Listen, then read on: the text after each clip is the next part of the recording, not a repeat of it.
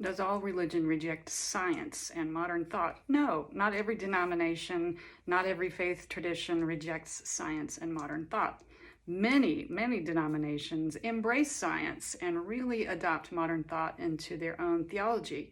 My denomination is one of them. We actually think evolution is A-okay, that the creation story is actually an allegorical, mythical representation of the development of humankind over millennia. It's an explanation by ancient people who didn't have science yet. They didn't have history practices yet, and they didn't have empirical ways of looking at things. So they were trying to explain something that scientists later said, oh, that was a development of mankind through different iterations of being human. And I'd like to recommend a book on the subject. It's a little bit dense and pithy, but it's a good one where it really merges the idea of science and theology.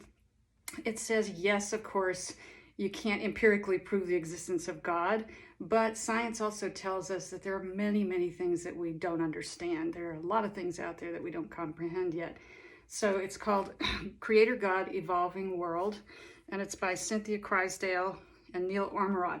It's a great book. I just studied it in seminary. And like I said, it gets a little pithy sometimes, a little dense with the theology, but it explains really well how it's okay to be a Christian and say science is totally believable, it's acceptable, and it's part of what we see as God's creation, this ordered system that is good and that contains randomness and chance, and that's okay too. It doesn't disprove the existence of God.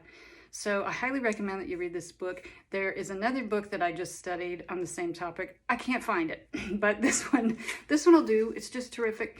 And the idea of rejecting modern thought and science really came about, started the rumblings of it in the Age of the Enlightenment in the 18th century with the rise of science and empirical thinking and observation of the physical world. And the church at that time really did reject that idea because they wanted to think of things more in a metaphysical way, in a spiritual way, that this is how God ordained everything to be.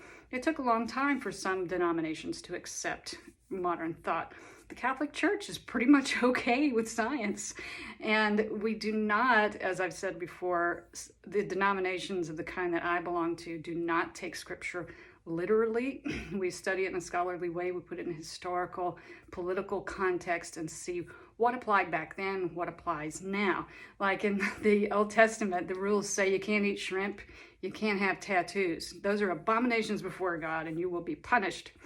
We can say now, okay, it's modern times, and that was in a particular context at that particular time, and we don't have to do that now. If we took the Bible literally as Christians, none of us would be eating shrimp. It would be an abomination before God.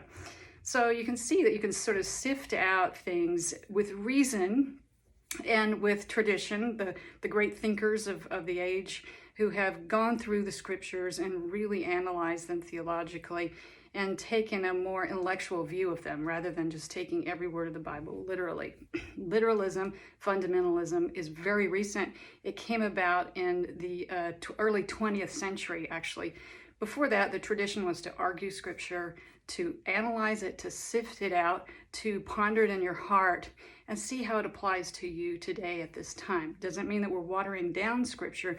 It means that we're trying to get to the actual essence of what it means and what it is saying to us across thousands of years. So science is A-okay.